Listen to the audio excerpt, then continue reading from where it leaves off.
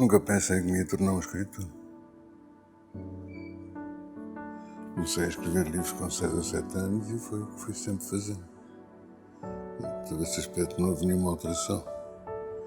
Nunca tinha tentado publicar nenhum. Sim, sucesso no sentido de vender muito, etc. Sim, a crítica foi sempre demolidora nos primeiros livros. Não. Quero saber dos críticos que me importam. Não é nada disso, é o meu trabalho. A minha mãe ensinou-me a ler a mim e aos meus irmãos. E a escrever, então comecei a escrever com 4 ou 5 anos e ia sempre escrevendo, porque me distraía, porque me divertia, porque me parecia interessante. Não é nenhuma necessidade. Escrevo porque quero. Não se pode dizer que seja por gosto, porque... sei, é uma estranha força interior, não sei. Esse é o primeiro livro. Quando o primeiro livro saiu já estavam prontos mais 1 ou 2 ou 3, não me recordo. Portanto, eram todos muito próximos uns dos outros. Depois pronto, a crítica foi começando a mudar. Começaram as traduções. E as pessoas ficaram muito surpreendidas ao princípio e depois deixaram de ficar. E pronto, foi assim. Não recordo dia nenhum. Houve uma altura em que precisava de tempo para escrever e, portanto, por causa da guerra e das chatices por lá andei, podia pedir uma reforma muito mais cedo. E era diretor de uma clínica e abandonei a clínica e também. Portanto, era médico no hospital e era médico numa clínica. E tirava-me tempo que eu precisava para escrever. Para escrever e, portanto, deixei tudo isso. E depois começaram as traduções, não é? Assim, as coisas mais recentes, a obra na China, sei lá, por toda a parte. E, portanto, eu podia viver só dos livros. Não, claro que não. A minha experiência matricial, para usar as tuas palavras, foi ter nascido. O resto foi natural. Claro que a guerra é uma experiência única. Como é viver, mas claro que me marcou muito, como marcou toda a gente que lá estava. Claro que assisti a coisas horríveis, claro que participei em coisas horríveis, claro que sofri muito, claro que tive algumas alegrias, mas no fundo, olha, sobretudo as amizades que fiz com os meus camaradas, mas sabe, tudo aquilo que é importante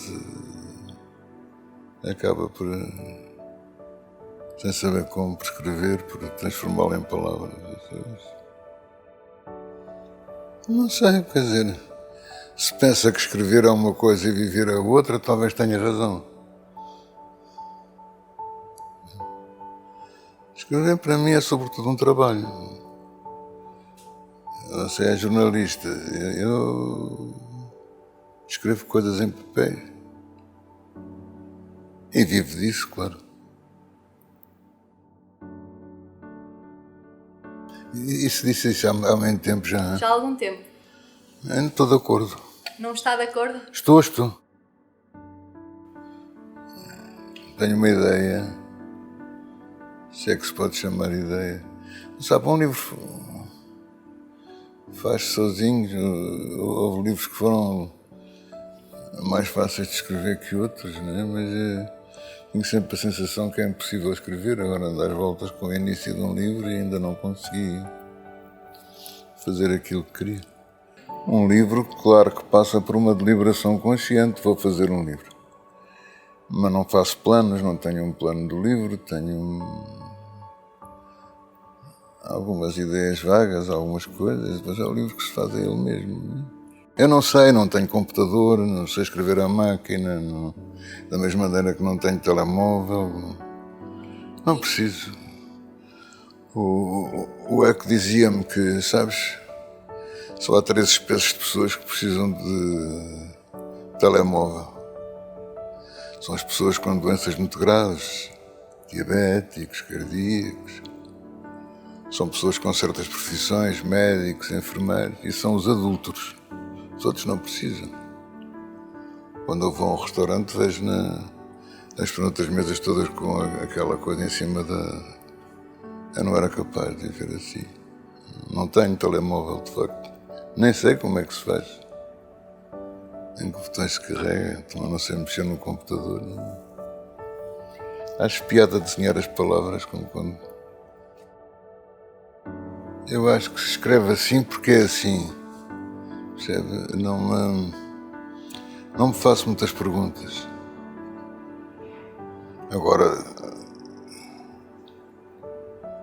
como é que eu ia dizer? Escrever, eu acho uma coisa muito difícil e fico sempre muito espantado por ver tanta gente a fazer livros. Porque há coisas muito mais divertidas. Provavelmente, mas se vai perguntar a uma pessoa que escreve livros, ela diz logo que é escritora. Toda a gente acha que é escritora. Como se calhar toda a gente acha que é compositor ou futebolista ou qualquer outra coisa, não sei. Quantas pessoas terão direito a esse título? Não sei responder. Não me pergunto porque nunca falei com os portugueses acerca disso, não é? Não sei, faço os livros e pronto, entrego-os à editora. É a Maria da Piedade agora. Aliás, foi uma das primeiras pessoas, ela na altura em que o primeiro, um amigo meu levou a Bertrand, ela na altura dirigia a Bertrand e nem viu o livro. Não. Portanto, isto começa tudo depois, né? Foi publicado por uma editora muito pequena, porque foi a única que quis, porque eram 2 amigos meus que andavam com os livros e ninguém queria aquilo. E eu compreendo.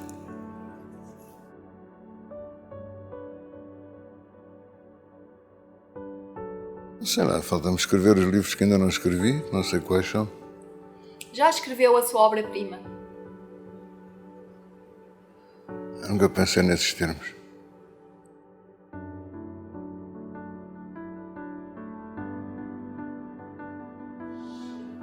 Alguns deram-me bastante prazer. Outros deram prémios que eu nem sabia que existiam. Agora, sinceramente,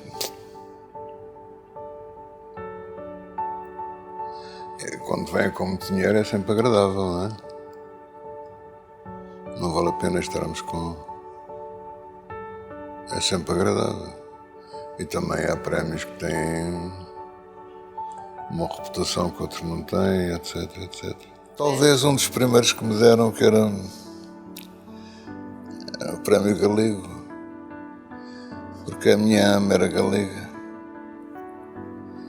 E foi a primeira língua que eu falei e que me deu uma ternura e um amor que não recebi de mais ninguém. A maneira quando fui recebê-lo era na Catedral de Santiago de Compostela.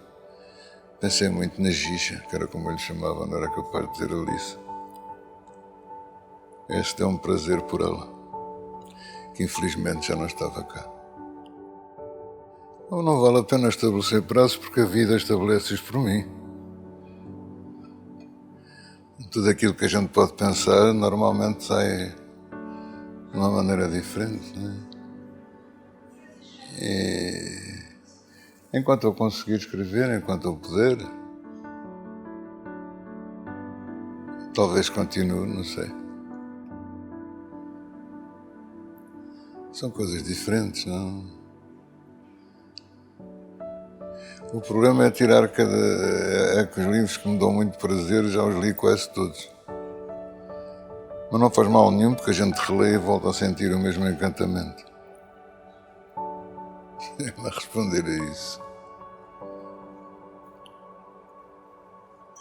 Mandam muitos livros, sabe? E há escritores que eu tenho pena que eu gostava que tivessem escrito mais livros. Mas a vida não os deixa escrever mais livros. Ou porque morreram cedo demais, ou porque adoeceram, ou porque gostava que Celine tivesse escrito mais, que Faulkner tivesse escrito mais, etc, etc, etc. Até Balzac. Há escritores maravilhosos. Muito, muito bons. E, portanto, me faz confusão que toda a gente queira publicar livros, que a maior parte do que se publica é muito mau. Muito, muito mau. E claro que no meio disto aparecem pessoas com talento e essas dão-me imenso prazer e sinto-me uma enorme gratidão por haver escritores tão bons. Temos poetas de uma imensa qualidade e temos alguns prosadores praticamente inultrapassáveis. A prosa de Herculano, por exemplo, a prosa de Fernão Lopes, etc. E vivos? Que estejam vivos. Mas eles estão vivos. Como as obras deles estão vivas. O escritor nunca morre. Não. Acho que percebo o que eu quero dizer.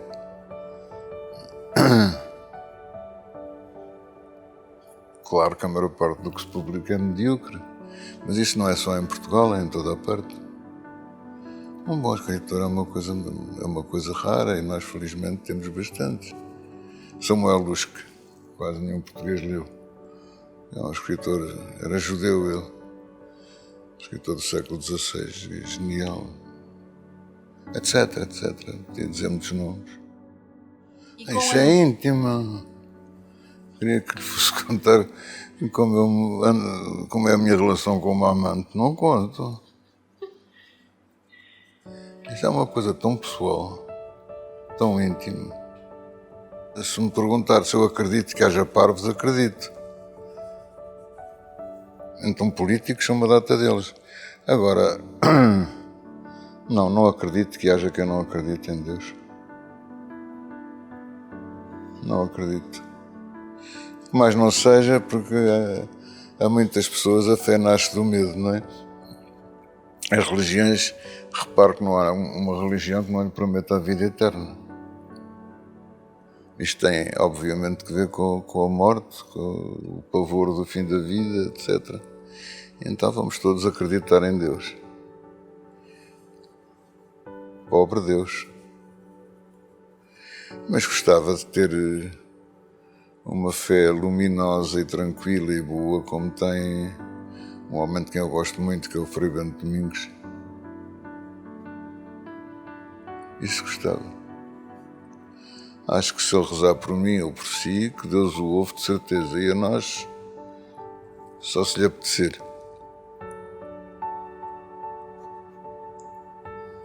Alguém teve que tocar no botão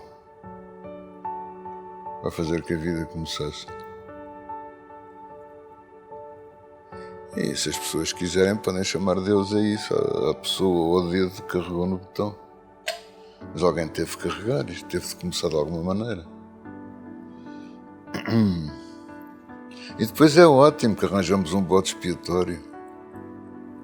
Então, a gente queixa-se tanto. Nunca estamos contentes. E a maior parte das vezes com razão. A vida é muito madrasta para a maior parte das pessoas, não é? E viver é difícil.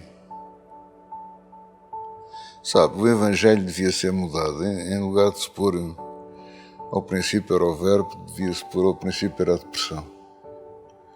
Que é o sentimento mais comum do homem.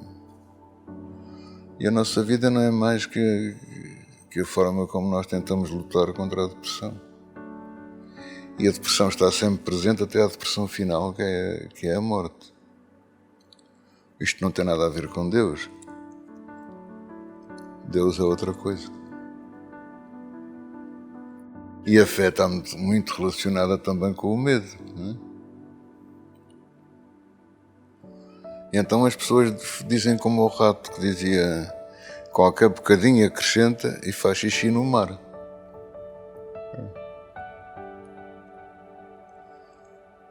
Mas Acreditar em Deus por medo acho horrível. E medos nós temos vários e imensos. Não vou falar de coisas pessoais, como calcula. Há uma coisa horrível que é a morte de um amigo. A dor das pessoas que já não posso ver. Pessoas de quem eu gostei tanto e que, infelizmente, já não posso ver. Talvez seja essa. Não sei. Mas também não estou aqui para falar de mim. Porque a importância que eu tenho é a mesma que qualquer outra pessoa. Eu detesto a curiosidade. Em certa medida é verdade. Portanto, é melhor a gente esperar que haja sempre pessoas que ouviram falar de nós. Isso não penso nisso, é-me indiferente. Não me seria indiferente se a opinião das outras pessoas fosse muito importante para mim. A única opinião importante para mim é dos meus amigos, isso sim. Se, por exemplo, o Zé Cardoso Pires, que já morreu, lembrei-me dele agora, assim, de repente, me dissesse uma coisa desagradável, eu ficava triste. Se for, sei lá, um ministro qualquer, quero lá saber. Só me interessa a opinião das pessoas que eu respeito e das pessoas de quem eu gosto, que até podem não ser minhas amigas. Há pessoas que eu nunca vi e que respeito e que admiro.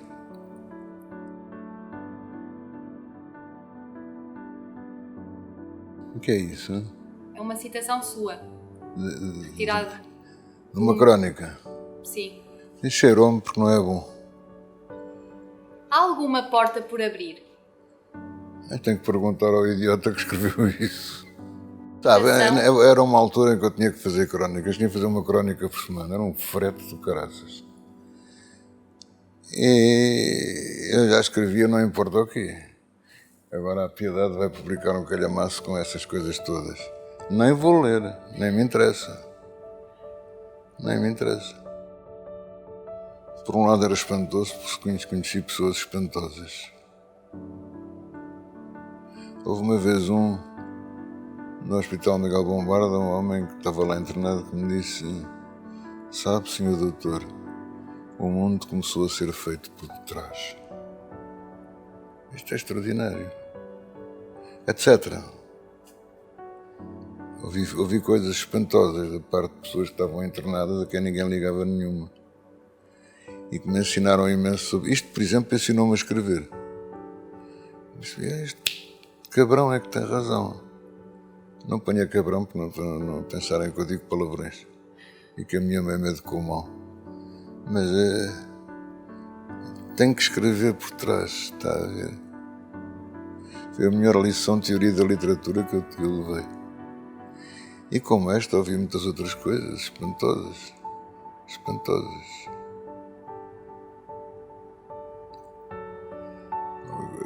É muito curioso aquilo que as pessoas entendem por...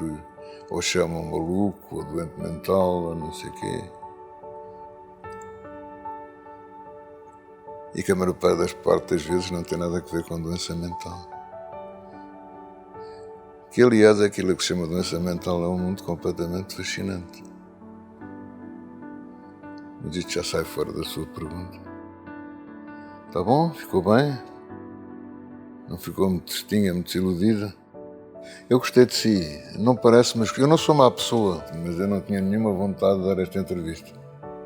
Isso já percebeu assim que entrou, ou já sabia antes? Nenhuma, há tempos que eu não dava. Vieram com a conversa habitual, que é, faz vender livros, que é uma coisa que me irrita de uma maneira. Se eu fosse pensar nisso, não escrevia, não é?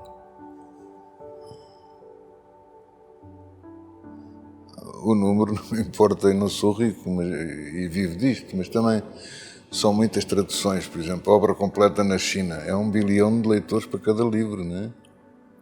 Para além dos livros chineses serem bonitos. Mas agora é tanto de sítio, por exemplo, os livros árabes. As línguas são diferentes, mas o escrito é sempre igual. Então os livros são feitos, a maior parte deles são feitos no Líbano, e depois cada país compra a quantidade de exemplares que quer. Eu não tenho que me ocupar para nada, com nada disto. Tenho uma agência, que é a agência da Carmen Balcelos, onde estava pessoas que eu gostava. Olha, o Garcia Marques, que é um dos homens com mais humor que eu conheci. Ele a contar-me a morte da avó para acabar, mas não ponha isso. Se quiser pode pôr, mas porque é de facto engraçado. A avó mandou chamar o Gabo, que na altura era um homem de 40 anos. Disse ao filho: os médicos dizem que eu estou muito doente. Eu não quero que me ponham ao lado do teu avô. Mas porquê, avó? Viveu toda a vida com ele. Foram felizes. Está ali aquele retrato na parede dos dois. O que é que tu achas daquele retrato? Perguntou-lhe a avó. Olha, se quer que seja franco, acho meio estranho. Foi tirado, está lá em a data, no dia a seguir ao casamento. E a avó está sentada, o avô está sentado e a avó está de pé. E ela diz: é por isso mesmo que eu não quero. Porque o teu avô era um homem tão potente que no fim dessa noite nem ele se conseguia levantar, nem ele me conseguia sentar. E já morreu há 16 anos, imagina a fome com que ele está. Ele tinha muita graça, contava. Tinha um sentido de humor enorme. E tinha talento, claro. De maneira geral, os grandes escritores são tão simpáticos, tão simples, não são nada cagões. A maior parte deles tem humor. O Zé Cardoso Pires tinha imenso humor. Temos é que dar-lhes espaço. Eu, se fosse fazer uma entrevista, ficava calado. Eles acabavam por falar. E se eu não falasse, eles diziam coisas que me interessavam muito mais, que eu nem sabia que existiam.